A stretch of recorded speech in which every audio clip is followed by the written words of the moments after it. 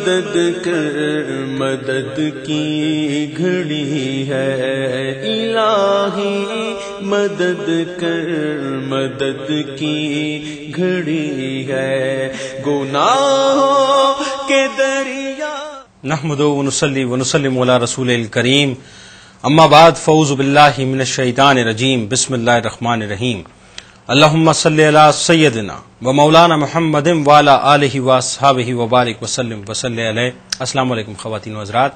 Programme آپ کے مسائل کے ساتھ آپ کا میزبان جنید اقبال حاضر خدمت ہے. اللہ تبارک و تعالیٰ یہ فرماتا ہے کہ کل نفس ذائقۃ الموت، ہر نفس کو موت کا ذائقہ چکھنا ہے. بہت سے نظریات دنیا میں آئے، بہت سی آئیڈیالوجیز دنیا میں انجیکٹ کرنے کی کوشش کی گئی، موت کے حوالے سے بہت گفتگو کی گئی اور مختلف انداز سے موت کو واضح کرنے کی بات کی گئی. لیکن ایک بات تو ہے کہ جو مسلمہ حقیقت دین اسلام نے ہمارے سامنے رکھی ہے اس سے بڑھ کے کچھ بھی نہیں. کیونکہ بات یہ ہے کہ جو شخص جو جاندار دنیا میں آیا ہے اسے بہرحال موت کا ذائقہ چکھنا ہے. حضرت موسیٰ علیہ السلام کا جب ظاہری وصال ہوا تو انہوں نے جب اللہ تبارک و تعالیٰ نے ان سے کلام کیا کہ اے موسیٰ تو نے موت کو کیسا پایا، تو انہوں نے کہا کہ یا اللہ میں نے موت کو بالکل اس طرح سے پایا کہ جیسے زندہ بکری کی کھال اتاری جا رہی ہو. یعنی اتنی شدت اور اتنی تکلیف موت کے اندر موجود ہے. تو ہم عام انسان جب مرنے کے قریب ہوتے ہیں، جب موت کے بالکل قریب کھڑے ہوتے ہیں اور جب موت واقع ہو جاتی ہے تو سوچیں کہ اس کی شدت اور اس کی تکلیف کتنی ہوا کرتی ہے. آج اسی موت کے موضوع کو مد نظر رکھتے ہوئے اور اسی ربط میں ہم جنازے کے حوالے سے، کفن دفن کے حوالے سے اور نماز جنازہ کے جو معاملات ہیں اس حوالے سے گفتگو کریں گے.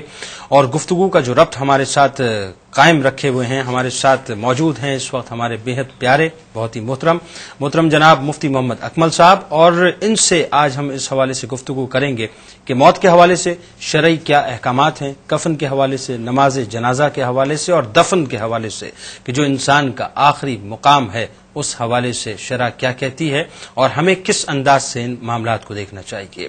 تو آئیے اس پروگرام کا آغاز کرتے ہیں. السلام علیکم مفتی صاحب. وعلیکم السلام ورحمۃ اللہ وبرکاتہ. مفتی صاحب خاصا حساس موضوع ہے موت کا. جو شخص دنیا میں آیا ہے اسے اس دنیا سے جانا ہے. یہ جو عارضی زندگی ہے اور یہ جو موت کا معاملہ ہے ہم چاہیں گے آج اس حوالے سے آپ سے گفتگو کریں گے. سب سے پہلی بات جو ہمارے ذہن میں آتی ہے کہ لفظ موت کسے کہتے ہیں، شرع اس حوالے سے کیا کہتی ہے؟ اعوذ باللہ من الشیطان الرجیم بسم اللہ الرحمن الرحیم. دیکھیں اللہ تبارک و تعالی نے ایک جسم بنایا ہے اور ایک شے جس کو ہم روح کہتے ہیں.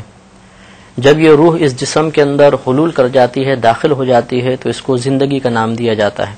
اور جب یہی روح ہمارے بدن سے اللہ کے حکم سے باہر نکل جاتی ہے تو اس کو شرعاً موت کہا جاتا ہے. تو جب تک روح بدن میں رہے گی آدمی زندہ رہتا ہے، اور اگر کل بدن سے نکل گئی یا بعض بدن کے حصوں سے نکل گئی، جیسے فالج زدہ لوگ ہوتے ہیں ان کے جس حصہ بدن سے روح باہر نکل جاتی ہے وہ مفلوج ہو جاتا ہے، گویا کہ بے جان ہو جاتا ہے. لیکن جب یہ مکمل طور پہ باہر نکل جائے، روح مکمل طور پہ بدن سے باہر نکل جائے گی، تب اس کو حقیقتاً موت کہا جاتا ہے اور انسان اس دار فانی سے کوچ کر جاتا ہے. یعنی آپ کی بات سے جو میں سمجھا بات کو کہ فرض کیجئے کہ ایک شخص ہے فالج زدہ ہے، اگر اس کے آدھے جسم پہ فالج گرا ہوا ہے تو اس کا مطلب ہے اس کی آدھی روح جو ہے وہ نکل چکی ہے. جی ہاں، عرفاً تو ہم یہ کہتے ہیں کہ ابھی یہ زندہ ہے اس کے آدھی بدن کی زندگی کا اعتبار کرتے ہوئے، لیکن حقیقتاً آدھے بدن پہ موت طاری ہو چکی ہے اور آدھا بدن اس کا زندہ ہوتا ہے. اچھا یہ فرمائیے کہ جب کسی شخص کی موت قریب آ جائے تو اس کے گھر والوں کو شرعی لحاظ سے کیا کام کرنا چاہیے؟ جی ہاں، سب سے پہلا کام تو یہ کرنا چاہیے کہ چونکہ جب انسان کی موت قریب آ جاتی ہے تو فرشتوں کا نزول شروع ہو جاتا ہے. ایسے وقت میں ہر اس کام سے اجتناب کرنا چاہیے جو رحمت کے فرشتوں کے نزول کی راہ میں رکاوٹ بن جائے. چنانچہ جیسے کہ نبی کریم صلی اللہ علیہ وسلم نے ارشاد فرمایا کہ جس گھر میں کتا، تصویر یا حالت جنابت میں کوئی شخص ہو اس گھر میں اللہ کی رحمت کے فرشتے نہیں آتے. تو اس لیے سب سے پہلا کام تو یہی کرنا چاہیے کہ گھر میں اگر بالفرض کوئی پالتو کتا ہے، شوقیہ ہم نے پالا ہوا ہے، تو اس کو باہر نکالیں. اس کے علاوہ جتنی تصاویر گھر میں تعظیماً لگی ہوئی ہیں یا شوکیس میں یا شوکیس کے اوپر مثلا مجسمے رکھے ہوئے ہیں جانوروں کے، انسانوں کے، ان کو باہر نکالنا چاہیے. اس کے علاوہ کوئی شخص حالت جنابت میں اگر گھر کے اندر موجود ہے تو بہتر یہ ہے کہ وہ خود جانتا ہو تو باہر نکل جائے. بہرحال اگر مہمان آئے ہوں تو یہ کہنا غیر مناسب ہوتا ہے کہ جو جنابت کی حالت میں باہر نکل جائے، لیکن خود جس کو یہ مسئلہ معلوم ہے تو اسے چاہیے کہ اس حالت میں باہر جائے یا فوراً غسل کر لے. ہاں اگر کوئی خواتین ایسی ہیں جو ان دنوں میں مخصوص ایام میں ہیں اور ابھی دن پورے نہیں ہوئے تو ان کو جنبی نہیں کہا جاتا. اس صورت کے اندر یہ گھر کے اندر رہ سکتی ہیں اور یہ رحمت کے فرشتوں کے نزول کے راہ میں رکاوٹ نہیں ہوں گی. دوسرا فقہاء اسلام نے لکھا کہ چونکہ فرشتوں کا نزول ہوتا ہے، لوگ بھی آتے ہیں، تو بہتر یہ ہے کہ وہاں پہ خوشبو کا انتظام کیا جائے، تو مردے کے قریب خوشبو سلگا دینی چاہیے. اس کے علاوہ جب موت بالکل نزدیک نظر آئے، یعنی خرخراہٹ ایسا ہو جائے کہ تھوڑا سا ہوش باقی ہے لیکن اس کے بعد عالم غنودگی میں چلا جائے گا، اس وقت تلقین کرنا یہ سنت کریمہ ہوتا ہے. تلقین کا مطلب یہ ہے کہ کوئی ایک شخص اس کے قریب بیٹھ جائے اور اس طرح کہے کہ اشہد ان لا الہ الا اللہ و اشہد ان محمد رسول اللہ، اشہد ان لا الہ الا اللہ و اشہد ان محمد رسول اللہ. لیکن مردے کو یہ نہیں کہیں گے کہ بولو بولو، بلکہ اس کو بلند آواز سے پڑھتے رہیں گے تاکہ مردہ خود سن کر کیچ کرے اور زبان سے وہ کلمہ ادا کر لے. تو یہ چند مطلب امور ہم کریں گے تو انشاءاللہ مردے پر آسانی ہوگی. اس کے علاوہ سورہ یاسین کا پڑھنا بہت باعث برکت ہوتا ہے کہ باعث نزول رحمت بھی ہے اور مردہ اس سے ذرا آسانی محسوس کرتا ہے. اچھا، سورہ یاسین کے حوالے سے ضمن ایک سوال یہ بھی آتا ہے کہ کہا یہ جاتا ہے کہ وہ آخری کا جو حصہ ہے وَضْرَبْ لَنَا مَثَلًا وَنَسِيًا سے، تو وہاں سے جو ہے وہ پڑھا جائے تاکہ اس کی تکرار سے جو ہے وہ اگر آسانی اگر ہونی ہوگی تو آسانی ہو جائے گی موت میں. جہاں یہ ہوتا ہے کہ اگر نزعہ میں سختی محسوس کریں کہ روح اٹک جاتی ہے، بعض اوقات جس کو اٹک نام کہتے ہیں، حالانکہ موت کے وقت ابھی نہیں آیا ہوتا لیکن مردے میں شدت تکلیف کے آثار نمایاں ہو جاتے ہیں، اس وقت سورہ رعد اور سورہ یاسین کی تلاوت اور جو مخصوص حصہ فرما رہے ہیں اس کو بار بار اگر پڑھا جائے تو الحمدللہ موت بہت آسانی کے ساتھ نکل جائے. اچھا، ایک بات فرمائیے، اگر مردہ تلقین قبول کر لے جیسا کہ آپ نے فرمایا اور کلمہ جو ہے وہ جاری کر دے تو اس تلقین کو کیا جاری رکھنا چاہیے یا موقوف کر دینا چاہیے؟ نہیں، جب مردہ کلمہ پاک ایک دفعہ زبان سے ادا کر لے تو اب تلقین کی حاجت نہیں ہے، اب خاموش ہو جائے. اچھا، ایک بات اور فرمائے کہ جب یہ تلقین کا چونکہ معاملہ چل رہا ہے تو اس حوالے سے ایک اور سوال یہ پیدا ہوتا ہے کہ تلقین کرنے والے کے لیے کیا یہ شرط ہے کہ وہ نیک ہو یا کوئی بھی تلقین کر سکتا ہو؟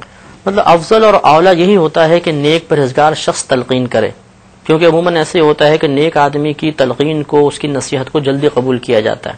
لیکن اگر بالفرض کوئی نیک آدمی وہاں موجود نہیں تو کوئی بھی چاہے فاسق فاجر ہو لیکن مسلمان ہو وہ تلقین کرے تو انشاءاللہ باعث برکت ہی ہوگا. نزع کی سختی کو کم کرنے کے لیے آپ نے جیسا کہ ابھی ارشاد فرمایا، مزید اس میں سمجھنا چاہیں گے کہ اگر نزع کی سختی ہے تو اس کی کمی کے لیے مزید کیا کرنا چاہیے؟ مطلب مزید یہ کہ درود پاک پڑھیں کہ باعث نزول رحمت ہے. غرض یہ کہ کوئی ایسا کام وہاں پہ کرنا چاہیے کہ جس سے اللہ تعالیٰ کی رحمت کثیر متوجہ ہو جائے اور اس رحمت کے سائے میں مردے کی روح نکلے تو آسانی محسوس کرتا ہے. تو اس کے لیے خاص سورہ یاسین اور سورہ رعد کا تو حکم آیا ہے. اس کے علاوہ درود پاک پڑھیں، اذکار الہیہ کریں. اور فقہاء اسلام نے یہ لکھا ہے کہ اس وقت کوئی بھی برا کلمہ زبان سے نہ نکالیں. یعنی جیسے کہتے ہیں ارے یہ تو دیکھو سختی آ گئی ہے تو شاید اب تو برباد ہو جائے گا، اس نے اتنے گناہ کیے ہیں، پتہ نہیں جہنم میں جائے گا، کہاں جائے گا.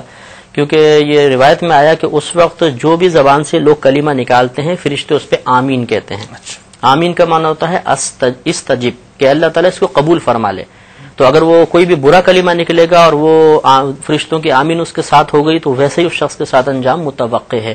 اس لیے بہتر یہ ہے کہ اچھے کلمات زبان سے نکالے جائیں تو انشاءاللہ باعث برکت ہوگا. بات کو تھوڑا آگے بڑھانے سے قبل مفتی صاحب ایک بڑا اہم نقطہ اس وقت آپ نے بیان فرمایا اور میں چاہوں گا ذرا سے اس پہ آپ کلام فرمائیے. عموماً ہم نے دیکھا ہے ہاسپٹلز میں بہت سے ایسے مریض ہیں جن کی حالت بہت زیادہ غیر ہوا کرتی ہے اور پورا خاندان جو ہے اس کے ارد گرد جمع ہوتا ہے، مختلف قسم کی چیمہ گوئیاں چل رہی ہوتی ہیں. کوئی یہ کہتا ہے کہ صاحب اللہ معاف کرے بہت اس پہ عذاب نازل ہو رہا ہے، بڑے گناہ اس نے کیے ہیں، اللہ تعالیٰ اس کی مٹی کو ٹھنڈا کر دے، اور اس قسم کی گفتگو ہو رہی ہوتی ہے اور مختلف قسم کی چیمہ گوئیاں ہم جو ہیں وہ سن رہے ہوتے ہیں. جب اس طرح سے گروپ بنا کے باقاعدہ گفتگو ہو رہی ہوتی ہے تو اس کے اثرات جو ہیں مردے پر کس حد تک ہو سکتے ہیں؟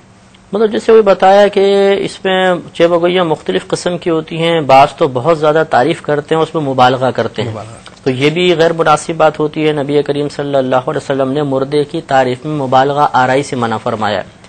اور بعض مطلب اس کی حرکات سابقہ کو